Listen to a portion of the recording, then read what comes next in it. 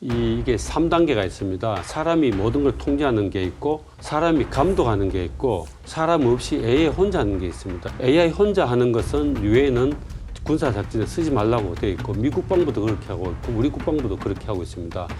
그런데 러시아와 중국은 AI 혼자 하도록 지금 만들고 있다는 겁니다.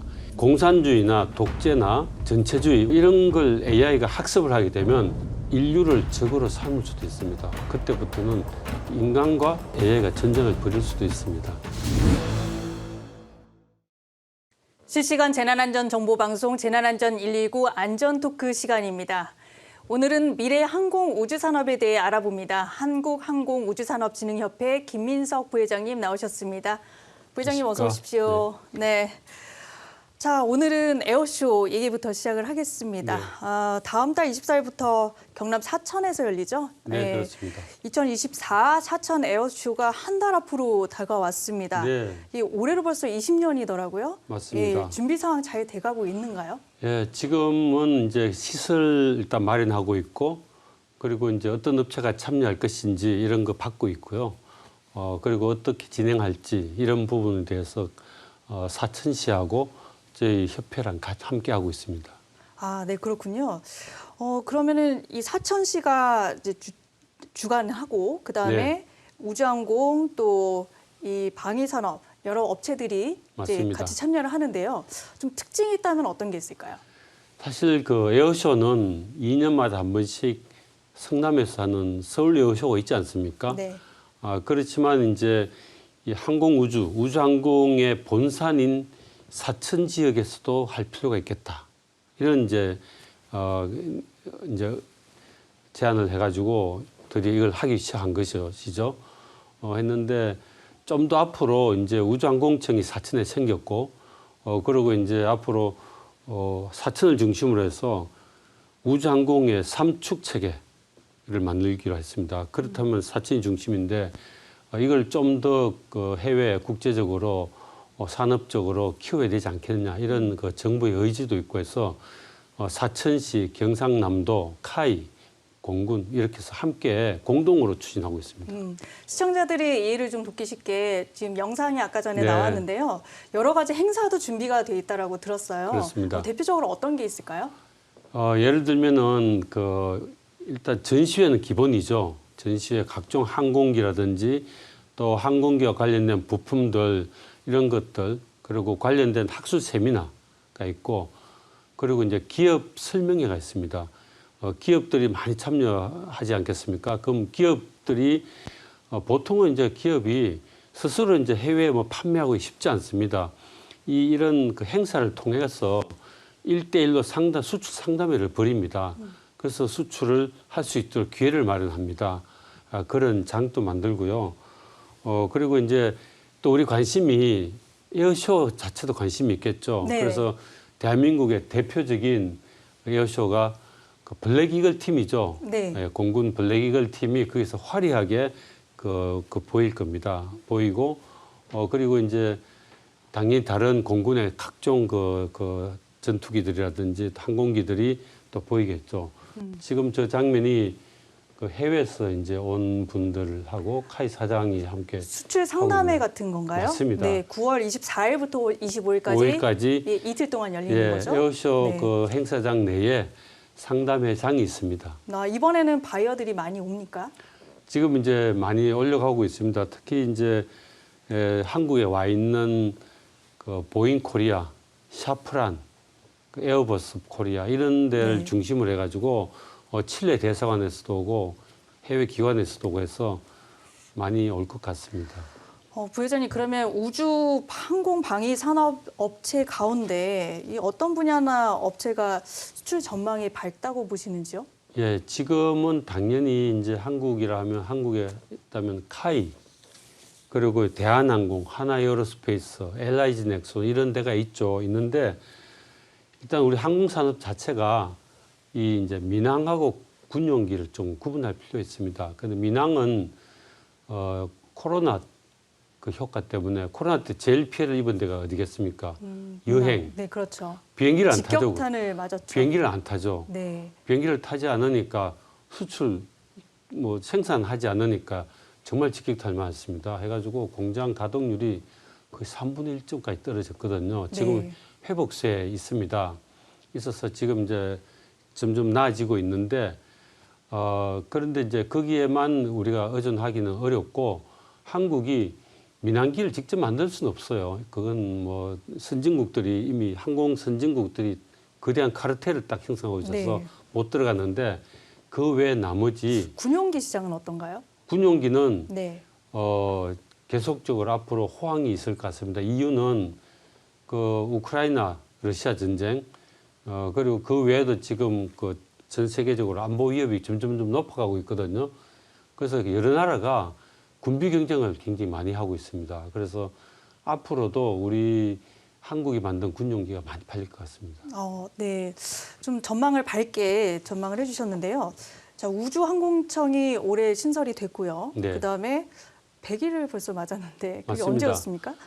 그게 이제 네. 지난 5일? 예, 5월 27일 날 네. 그 개청을 했거든요. 네. 했으니까 8월 27일쯤이 90일이고 9월 초가 100일이었을 겁니다. 그래서 정확한 날짜 모르겠지만 네. 9월 초에 100일을 맞이했고 이제 100일도 지났죠. 네. 100일이라는 게 참 중요하지 않습니까? 아이들도 그렇죠. 100일 중요하죠. 네. 그래서 굉장히 많은 기대를 하고 있습니다. 100일 됐으니까 뭔가 나오지 않을까 이렇게 하는데 100일 동안 할 수 있는 게 많지 않습니다. 네. 아이들이 100일 동안 살아있는 게 다행이다. 네. 이런 거였는데 네. 지금 올해 말까지 이 우주항공청이 일단 인원이 293명 정원을 채우는 게 목표입니다. 현재 한 절반쯤 채워졌고요. 최근에도 50명쯤 추가 채용 공고를 냈습니다. 차곡차곡 채워지고 있고 그런데 이제 이 채워지는 사람들이 되게 민간인들이 많거든요. 과기비 출신 각 산업부 이런 데 오신 분들이 적고 민간인 출신들이 훨씬 많습니다. 근데 이분들이 그 정부의 행정 시스템을 잘 모릅니다. 그래서 그거 일단 익숙해야 되고 두 번째는 이제 조직력을 발휘하려면 조직 문화가 잘 구성이 돼야 됩니다.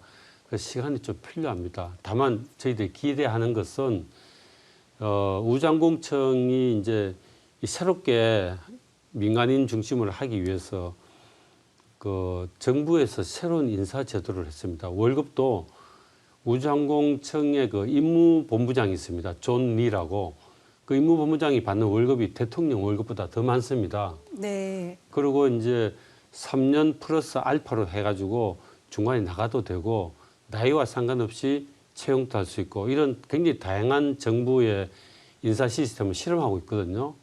그래도 이분들이 다 민간인들이니까 어떤 조직이나 이런 룰에 구애받지 말고 정말 창의력을 갖고 단합력을 갖고 해보자 이런 거기 때문에 그걸 기대하고 있습니다. 아마 시간이 되면은 엄청난 창의력으로 업적을 낼 것 같습니다.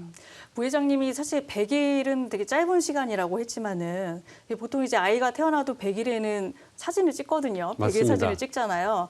그래서 이번에 그 윤영빈 청장님이 그 100일을 맞이해서 한강의 기적, 그다음에 우리가 네. 반도체 수출 1위 했듯이 제3의 기적을 이루겠다 이렇게도 말씀을 하셨어요. 맞습니다. 자, 그러면 제3의 기적이라고 한다면 어떤 청사진을 갖고 계시는 건가요? 우리 대한민국이 한강의 기적은 정말 중화학공업 기적이고 거기에 나아가서 반도체 전자산업까지 전 세계를 장악하지 않았습니까? 현재 남아있는 부분은 우주항공입니다. 네. 여기는 아직 본격적인 시장이 전 세계적으로 열리지가 않았습니다. 항공은 물론 기존에 민항기가 있지만 진짜 개인 항공기 AM 있고 그다음에 우주는 국가 주도로 했기 때문에 아직 민간 주도로 하는 건 열리지 않고 있고 미국에서 이제 선보이고 있는 수준이죠. 여기 한국이 발을 디뎌서 가야 되겠다. 그러면 한국의 이 2050년대 이후에 한국의 미래가 보장된다는 겁니다. 그래서 제3의 한강의 기적이다. 이렇게 이야기를 했죠. 네, 그렇군요. 우주항공청의 발사체 비용을 낮추는 게 사실은 핵심인데요. 스페이스 X보다 절반으로 낮추겠다라는 게 이제 목표로 제시가 됐어요. 근데 이렇게 되면은 발사 비용이 100만 원대 아래로 떨어지는 건데 그냥 언뜻 생각할 때 이게 가능한 목표일까라는 생각이 들거든요. 어떻습니까? 스페이스X의 절반은 어렵고요. 네. 지금 이제 우리 누리호로 우주 발사체를 쏘면은 대개 이제 평가를 이렇게 합니다. 1kg의 무게를 우주로 내보낼 때 네. 들어가는 비용이 얼마나 드느냐. 이게 경쟁력을 가르는 그게 기준이 되는 거죠. 기준인데 네. 그게 통상 이제 이 누리호를 하면 32,000달러가 들어갑니다. 네. 1kg을 내보내는데 지금 이제 스페이스X의 펠컨 헤비 같은 데는 그 펠컨 헤비라는 걸로 쏘면 한 1,500달러. 최근에 이제 성공한 스타쉽이라는 게 정말 상용화되면 100달러 이하로 떨어집니다. 그럼 누리호가 32,000달러니까 거의 20배 맞습니다. 정도? 네, 비싼데 그걸 절반으로 한다는 거거든요. 그러면 15,000달러쯤 되겠죠. 네. 그 정도면 됩니다. 스페이스X는 따라잡지 못하지만 우리보다 앞서한 유럽이나 러시아, 인도, 중국은 대개 2만 달러 이상이 됩니다. 거기보다는 국제 경쟁력이 있도록 하겠다는 겁니다. 그러면 우리가 승산이 있습니다. 근데 문제는 어떻게 성공하느냐라는 네, 거 아닐까요? 맞습니다. 어떻게 성공할 수 있을까요? 그렇게 하려면 정말 창의적인 걸 해야 됩니다. 제가 일론 머스크라는 사람, 스페이스X의 창업자죠. 창업자인데 이분이 만든 걸 보니까 저 사진에 나오지 않습니까? 네, 1세대, 2세대, 3세대 있는데요. 저게 이거 한번 너무나 설명해 주시죠. 예, 1세대와 3세대는 너무나 차이가 많죠. 일단 1세대는 복잡해 보이고요. 예. 3세대로 갈수록 굉장히 단순하고 단순하죠. 기본적으로 바뀌는 것처럼 맞습니다. 보여요. 우주 발사의 가장 우려는 고장 나는 거지 않습니까? 고장 네. 나면 공중에서 우주 발사체가 터져버리거든요. 하나만 그 결함이 위에- 생겨도 그렇죠. 맞습니다. 그 위에 올려 있는 정말 수백억, 수천억 대 되는 자산이 날아가 버린단 말이죠. 그래서 저 간단히 하는 게 핵심입니다. 우리 누리호는 저 1세대 수준 정도 그러니까 보다 아직까지는 복잡하다는 복잡합니다. 얘기네요. 네. 저걸 굉장히 컴팩트하게 단순화시켜야 됩니다. 저게 사실 경쟁력입니다. 그래서 저걸 하려면 그동안의 그 고정관념을 깨야 합니다. 스페이스X의 일론 머스크는 보면 너 해봤니? 뭐 이런 식입니다. 발사체에 들어가는 부품을 자동차 부품을 쓰기도 했습니다. 그걸 이야기를 하니까 자동차에 쓰는 게 있는데 이걸 한번 써봐라 하니까 스페이스X에 있는 종업원이 기술자가 아니 사장님 무슨 말씀합니까?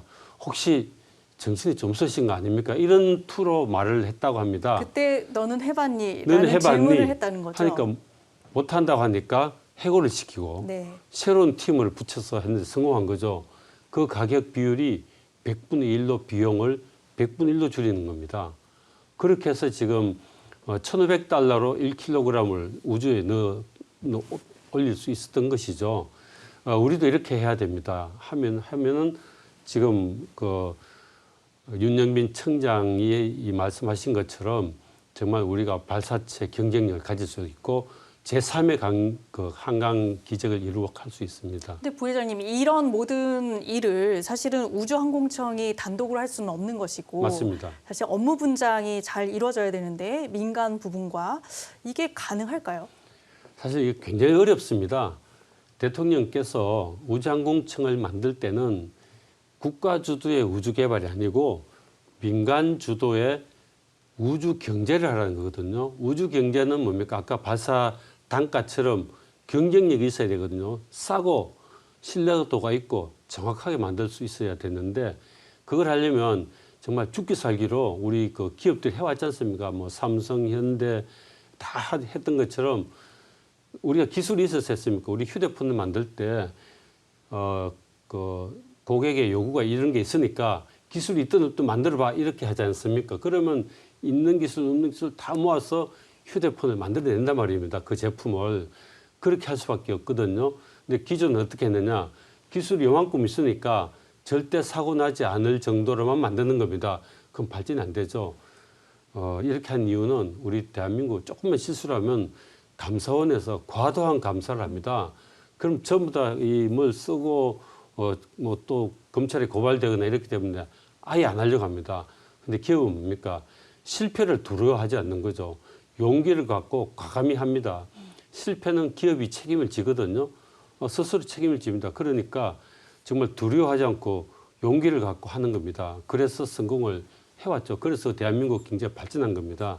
이렇게 하려면 기존에 항공우주연구원이 해오던 발사체, 인공위성 하던 것을 과감히 기업에 넘겨주고 항공우주연구원 같은 데는 정말로 돈이 안 되고 경제성이 없고 진짜 핵심 기술을 개발해야 됩니다.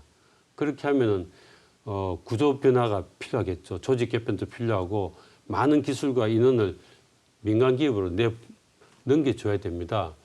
이제 아마 지금 새로 항공우주연구원장을 지금 이제 채용 공고를 내서 선임을 하고 있는 중인데 그 새 신임 원장의 숙제가 항공우주연구원 어떻게 획기적으로 바꾸느냐, 조직 개편에서 심플하게 만들면서도 어떤 목표를 향해서 강력하게 나아갈 수 있는 그런 항공우주연구원이 되면 대한민국 우주항공도 따라서 발전할 것이다. 그러면 네.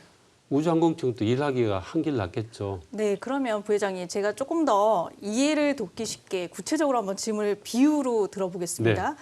최근에 이제 미사일 수출 우리나라가 쾌거를 많이 이루고 있어요. 네. 근데 예를 들면은 ADD와 그다음에 여러 가지 방산 업체 뭐 LIG나 네. 한화 에어로스페이스나 이렇게 참여를 해서 미사일을 만든다는 거죠. 맞습니다. 자, 이런 것과 비슷하게 그러면 우주항공청이 어떤 역할을 하는 것이고 그리고 나머지 방산업체들이 어떻게 이 참여를 하는 건지 좀 이해하기 쉽게 설명해 주실 수 있을까요? 과거에 이 비유가 정말 잘하셨는데 국방부에 꼭 있었죠. 이제 과거에 국방과학연구소 ADD를 만들 때 거기 보면 A자가 에이전시입니다. 사업도 할 수 있고 다 개발도 할 수 있게 됐습니다.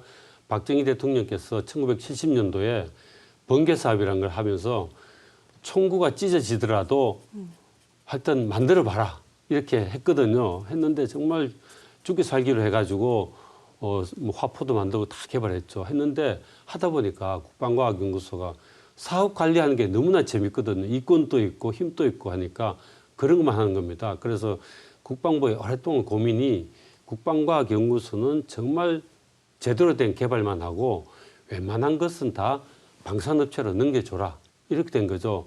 우리가 지금 T-50이라든지 KF-21 전투기를 개발하게 된 것도 그런 항공기, 전투기 만드는 것들을 카이에 다 넘겨줬기 때문에 가능한 것이었습니다.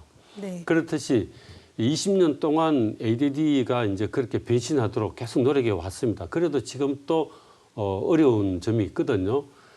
그런 걸 고려하면 똑같은 방식으로 항공우주연구원도 그런 식으로 해야 된다는 거죠. 항우인이 해왔던 그동안 사업관리라든지 또는 기득권을 내리고 그런 걸 기업체 넘겨주고 항공우주연구는 진짜 우주항공에 필요한 것들을 해야 되는 일이죠. 그래서 부회장님이 예전에 국방부 대변인으로 계셨을 때 네. ADD가 A사 레이더, 그러니까 차세대 네. 전투기의 핵심 기술이죠. 이제 A사 레이더를 개발하고 나머지는 이제 다른 업체들이 개발할 수 있도록 그렇게 업무 분장을 했던 네. 예, 그 현장에 같이 갔던 기억이 맞습니다. 있습니다. 그러니까 바로 그 모델을 지금 설명을 하신 것 같은데요. 자, 그러면은 우주항공청의 원대한 계획을 실현하기 위해서 그 우리가 좀 시급한 과제가 있다라고 한다면 어떤 게 있을까요? 우리가 이제 시급한 과제는 우선은 뭐 몇 가지가 있죠. 일단 뭐 민항기를 개발하는 것도 중요하지만 민항기와 관련된 AAM을 하는 게 굉장히 중요합니다. AAM은 우리 항공의 미래입니다. 그래서 이런 것들이 굉장히 필요한데 그건 나중에 뒤에서 좀 더 말씀드리고 그다음에 이제 군용기 생산을 잘 해야 되는데 이 부분 또 과감하게 해야 되고 근데 우주만 또 따지면 이제 스페이스X처럼 뭡니까 과감하게 이제 발사체를 개발을 해야 되고 재사용 발사체 연료를 메탄 연료로 쓰는 그런 걸로 개발해야 되고요. 그걸 과감하게 해서 이제 정말 $1,500, $100까지 못 하더라도 미국을 제외한 다른 나라보다는 우리가 더 싸게 우주 발사체를 만들어야 되는데 우주 발사체는 이 말하자면 식량으로 따지면 쌀 그리고 이제 이 전자로 따지면 반도체와 같은 그런 거기 때문에 반드시 우리 이걸 해야 됩니다. 경쟁력 있는 발사체를 만들어야 되고 그다음에 숙제는 인공위성을 우리가 대량으로 생산을 할 수 있도록 해야 됩니다. 앞으로 더 많은 생산을 해야 되거든요. 그런데 우리 현재 인공위성을 만드는 걸 보면 예술품, 조각하듯이 만듭니다. 그래서 굉장히 비쌉니다. 우리는 아마 그 인공위성 하나 만드는데 수백억씩 들어가거든요. 수백억 원. 근데 일론 머스크가 하고 스페이스X는 수백만 달러로 줄이고 있습니다. 그렇게 하기 때문에 경쟁이 안 되죠. 그래서 우리는 어떻게 하느냐 하면 인공위성을 PC 조립해 보셨겠죠. 네. PC 조립하면 그 몇 개 본체랑 뭐 몇 개 되지 않습니다. 이걸 사실 그 인공위성도 비슷하거든요. 그래서 인공위성 부품을 모듈을 하는 겁니다. 그 모듈화해서 단순 생산해 가지고 대량 생산하고 그걸 클러스터로 만들면 국제 경쟁력을 가질 수 있다. 그 다음에는 이제 더 중요한 것은 서비스 산업입니다. 네. 인공위성과 발사체보다 인공위성을 활용한 서비스 산업이 10배쯤 시장이 큽니다. 근데 대개 우리 하는 업체들 보면 중소기업 굉장히 영세합니다. 이런 기업들을 활성화시켜가지고 이 시장을 국제적으로 먹는 거죠. 마지막으로는 진짜 앞으로 열릴 것은 이종 산업입니다. 앞으로 우주에서 제조, 우주 태양광 활용, 그리고 우주의 그 달이나 화성이나 또는 소행성에 있는 자원 개발, 그리고 우주에서 이제 뭡니까 농산물 또 네. 할 수 있거든요. 더 큰 것은 이제 화성에 그 주거지 만들고 달의 전진기지 이거 뭐 2030년 전후부터 시작되는데 여기 한국이 참여할 수 있어야 되고 우리는 이 참여할 수 있는 잠재력을 갖고 있습니다. 근데 이 기업들이 미처 못 깨닫고 있습니다. 그래서 방위사업청 아니지 죄송합니다. 우주항공청에서 이 기업들이 이 우주에 나가서 일을 할 수 있다는 것을 깨달을 수 있도록 계기를 만들어 주는 일이 굉장히 중요한 숙제입니다. 네, 진짜 말씀하신 것처럼 이번 추석 명절에 그 시금치 한 단을 사러 마트에 가 보니까 한 단에 10,000원 하더라고요. 네. 그래서 이 기후위기가 이렇게 지속되면 정말 화성에서 농작물을 재배를 해야 되는 거 아닌가 맞습니다. 이런 생각이 좀 들 정도인데요. 자, 부회장님은 이 부회장님 되시기 전에 국방부에서 대변인 생활도 하셨고 그 이전엔 연구원 생활 또 군사 전문 기자도 하셨어요. 이제는 항공 우주 산업의 전도사 역할을 하고 계신데 네, 그렇습니다. 자, 이제 우리 한반도 안보 상황에서 무인기 등이 이제 도입이 됐는데 이게 어느 정도까지 발전이 되고 있나요? 무인기는 이제 최근에 우크라이나 전쟁에서 정말 많이 봤죠. 사실 우리 군에서 쓰는 무인기는 엄청 비싸거든요. 네. 뭐 수십억에서 수백억씩 원씩 하죠. 그런데 우크라이나 전쟁에서 쓰는 거 보면 수만 원에서 수백만 원, 수십만 원에서 수백만 원 정도로 그냥 민간인이 쓰는 걸 개조해 가지고 러시아 후방에 있는 탄약고를 공격하고 전차를 공격하고 이런 게 했거든요. 며칠 전에도 우크라이나 민간에서 쓰는 그 드론 무인기를 한 100대 정도를 보내 가지고 이 엄청난 큰 탄약고를 다 폭파시켜 버렸죠. 진도 2.34 정도가 나왔다 하니까 굉장히 컸습니다. 그런 걸 할 수 있거든요. 그래서 이 모든 나라가 지금 이제 무인기를 만들려고 거의 막 경쟁적으로 하고 있습니다. 사실 우리 대한민국 국방부가 무인기를 굉장히 일찍 시작했었어요. 한 90년대쯤부터 시작했는데 지금은 좀 후발국이 돼 버렸습니다. 이상하게. 어느 이유 때문에 도태가 되고 있는 왜냐하면 상황인가요? 우리는 네. 이 너무 이 운영하는 조건이 까다로워 가지고 네. 이거를 운영 안 하려고 하는 겁니다. 책임 문제 때문에 조금 잘못해서 고장 나면은 책임을 자꾸 무니까 쓰지 않는 거죠.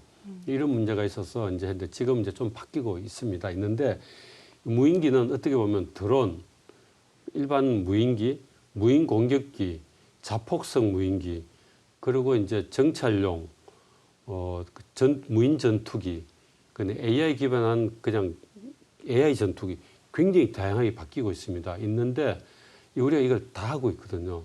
다 하고 있고, 그래서 이제 지금 무인기는 우리가 굉장히 다양한 분야를 다 하고 있는데 앞으로는 무인기가 전투기와 같이 작전을 합니다.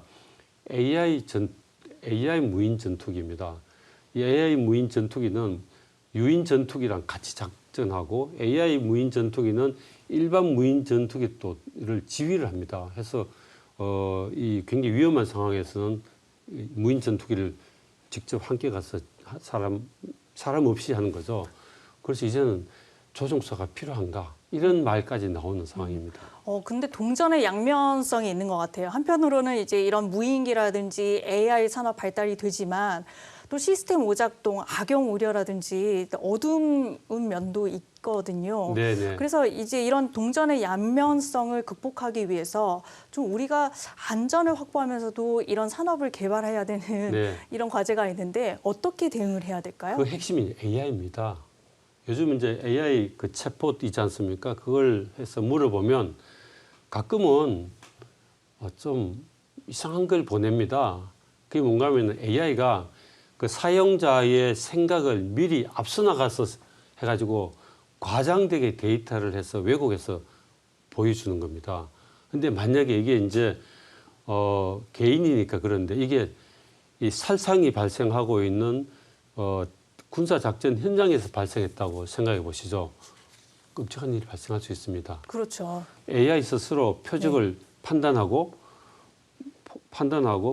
이제 확인하고 판단하고 의사결정을 해서 AI가 스스로 시행을 할 수도 있거든요. 인간의 컨트롤 범위를 넘어서는 그렇죠. 거니까요. 이렇게 되면 터미네이터가 나올 수가 있습니다. 네.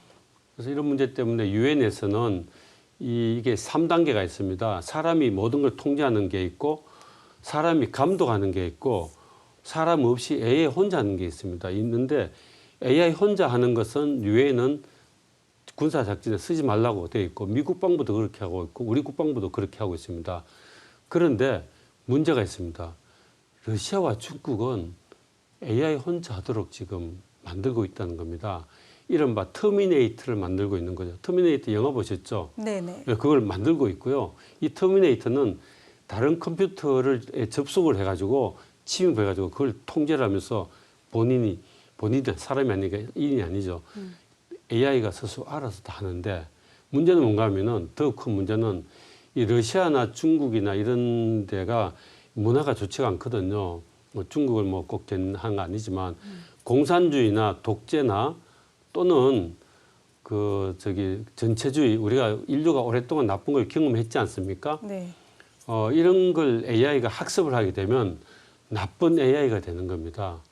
거기서 더 악성 돌연변이가 나오면 이 돌연변이 악성 AI는 인류를 적으로 삼을 수도 있습니다. 그때부터는 인간과 AI가 전쟁을 벌일 수도 있어서 그런 오류를 방지하려면 앞으로 AI를 인류 보편 타당한 어떤 규범을 교육을 시켜야 되거든요.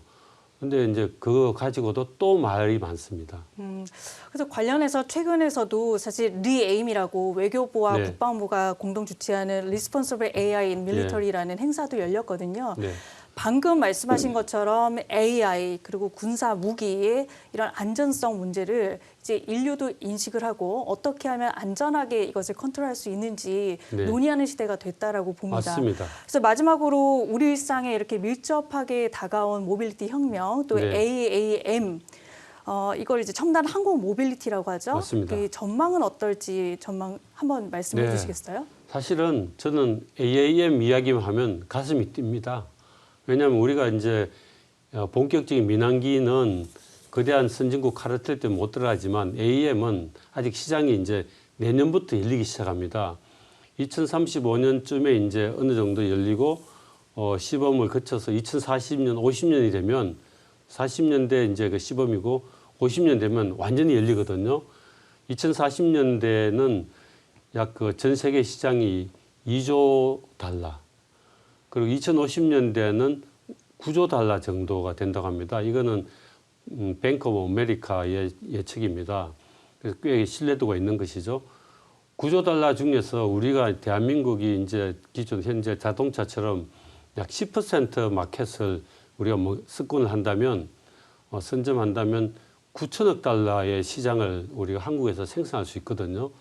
9천억 달러면 아마도 한 우리 돈으로 하면 1,200~300조 원쯤 되겠죠. 그 정도면 현재 반도체보다 더 큰 시장입니다. AIM은 앞으로 반도체 시장보다 더 클 가능성이 있습니다. 우리 개인이 이 AIM을 다 갖게 되는 그런 시대가 옵니다. 그래서 우리 대한민국은 반드시 AM 시장의 선도 국가가 돼야 됩니다. 그리고 AM을 구성하고 있는 여러 가지 부품들, 예를 들면 배터리, 대한민국 세계 1등이지 않습니까? 그리고 이제 이 돌리는 거, 갑자기 생각이 안 나는데, 네. 하여튼 뭐 그런 거. 그리고 이제 그걸 전기 분산시키는 거, 프로펠러, 뭐 이런 것, ICT, 한국이 다 잘할 수 있는 거거든요. 그래서 이런 것들 우리가 이미 잠재력을 많이 확보하고 있는데, 단순히 우리가 정부의 의지나 기업의 의지가 없어서 못한다는 것은 너무나 아깝죠, 그죠? 네네. 사실 그래서 우리가 1인승짜리 AM은 만들어 봤습니다. UAM이라고 하는데, 만들어 봤는데 진짜 필요한 건 4, 5인승을 만들어야 그걸 가지고 인증체계를 만들 수 있습니다. 인증체계가 구축돼야 외국의 유럽이나 미국의 인증체계와 교감할 수 있고, 그래 되면 서로 수출입이 가능합니다. 그걸 빨리 해야 이제 우리 국제시장에 들어갈 수 있는 기반이 되거든요. 그래서 사실 AM 기체를 만들자고 저희가 4번이나 그 예비 타당성 조사에 올렸는데 4번 떨어졌습니다. 했는데 그 정부가 의지가 없어서 그런 거죠. 그래서 네. 빨리 AM 기체를 돈이 얼마가 들든지 간에 만들어야 하고, 그래서 이걸 만들면 대한민국 국민이 AM을 타고 다니고 전 세계에서 정말 1등하는 AM 국가가 될 수 있지 않을까 기대하겠습니다. 네, AAM 전도사가 되실 것으로 네. 알겠습니다. 자, 오늘 말씀 여기까지 듣도록 하겠습니다. 김민석, 지금까지 한국항공우주산업진흥협회 부회장이었습니다. 오늘 말씀 감사합니다. 네, 감사합니다.